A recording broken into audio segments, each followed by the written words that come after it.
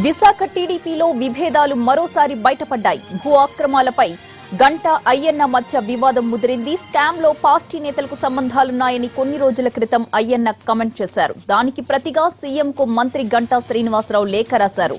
CBI లేదా sitting జడ్జితో విచారణ జరిపించాలని కోరారు. నిరాధార ఆరోపణలతో ప్రభుత్వ ప్రతిష్టకు నష్టం కలిగించారన్నారు గంటా.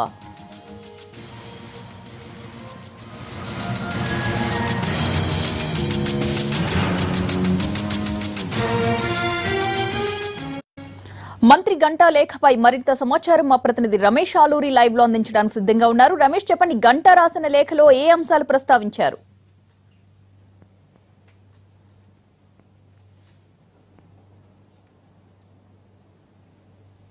ఇప్పటికే విశాఖ భూ అక్రమాలకు సంబంధించి మీడియాలో వస్తున్న వార్తలు, ప్రతిపక్షాలు చేస్తున్న విమర్శలు, ప్రాథమికంగా వచ్చినటువంటి నివేదికలతో ప్రభుత్వం ఉక్కిరిబిక్కిరి అవుతా ఉంది. ఏ రకంగా ఈ భూ స్కామ్ నుంచి బయటపడాలి, దీన్ని ఏ రకంగా ఈ సమస్యను పరిష్కరించాలి అనే దానిపై సీఎం ఉన్నత స్థాయి సమీక్ష కూడా నిర్వహించినటువంటి పరిస్థితి మనం చూస్తున్నాం. అయితే కొద్ది రోజుల క్రితం అయ్యన్న పాత్రుడు కీలక వ్యాఖ్యలు చేశారు. ప్రభుత్వంలో మంత్రిగా ఉన్నటువంటి అయ్యన్న వ్యాఖ్యలకు తీవ్ర సంచలనమయ్యాయి. ఇతర పార్టీల నుంచి వస్తున్న కొంతమంది ప్రభుత్వంలో ఉన్న పెద్దలు ఈ స్కామ్ వెనుక ఉన్నారు అని అర్థం వచ్చేలా అయ్యన్న వ్యాఖ్యలు చేయడం అప్పట్లో సంచలనమైంది. దీనికి ప్రతిగా అంటే గంటాను ఉద్దేశించి అయ్యన్న ఈ తరహా కామెంట్లు చేశారన్నప్పుడు ఆ ప్రభుత్వంలో పార్టీ వర్గాల్లో కూడా తీవ్రంగా చర్చనీయాంశమైంది. దీనికి ప్రతిగా గంటా కూడా రియాక్ట్ అయ్యారు. గంటా ముఖ్యమంత్రికి ఒక లేఖ రాశారు. ఏదైతే అయ్యన్న చేస్తున్నటువంటి వ్యాఖ్యలతో పాటు ప్రతిపక్ష నేతలు కూడా భూ స్కామ్కు సంబంధించి తీవ్ర ఆరోపణలు చేస్తున్నారు. మంత్రి గంటా ప్రమేయం ఉందంటూ ఆరోపణలు వస్తున్నాయి. దీనికి స్పందించే విధంగా గంటా ఒక లేఖ రాశారు. దీనిపై సమగ్ర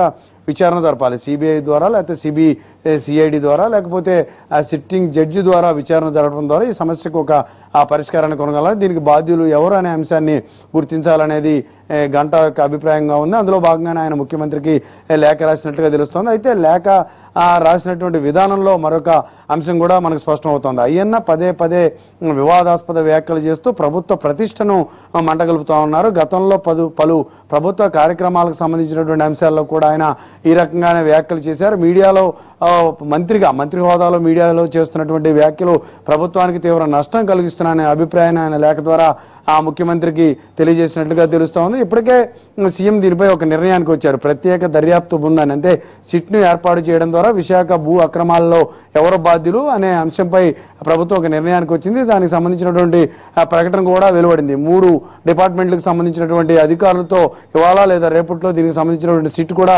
ఏర్పాటయ్యే అవకాశం కనిపిస్తుంది. ఈ సమయంలోనే గంటా లేఖ రాసినటువంటి అంశం తెరపైకి రావడం రాజకీయంగా తీవ్ర చర్చనీయాంశమైంది. గంటా అయ్యన్న మధ్య వైరం గతం నుంచి ఉన్నప్పటికీ కూడా విశాఖ భూ కుంభకోణం నేపథ్యంలో ఇది మరోసారి తెరపైకి వచ్చింది. ఇద్దరు నేతల మధ్య ఉన్నటువంటి విభేదాలు, గొడవలు ఏదైతే ఉన్నాయో ప్రభుత్వానికి తీవ్ర ఇబ్బందికరంగా మారిన పరిస్థితి మనం చూస్తున్నాం. ఒక రకంగా ఆ స్కామ్ నుంచి, ఆ భూ స్కామ్ ఏదైతే ఉందో దాని నుంచి ఏ రకంగా గట్టెక్కాలి, దాని నుంచి వస్తున్నటువంటి ఆరోపణలు, బాధ్యులను ఎలా గుర్తించాలనే అంశంపై ప్రభుత్వం ఒక పక్క ఆ ప్రయత్నాలు చేస్తుంది. కసరత్తు చేస్తున్న పరిస్థితుల్లోనే మంత్రులు ఇద్దరు ఇలా మీడియాకు ఎక్కడో ఒకరిపై ఒకరు ఆరోపణలు చేసుకునే విధంగా లేఖలు రాసుకునే పరిస్థితి రావడం మాత్రం ముఖ్యమంత్రికి, ప్రభుత్వానికి కొంత ఇబ్బందికరమైనటువంటి వాతావరణాన్ని సృష్టిస్తుందని మనం చెప్పవచ్చు. Right, thank you Ramesh.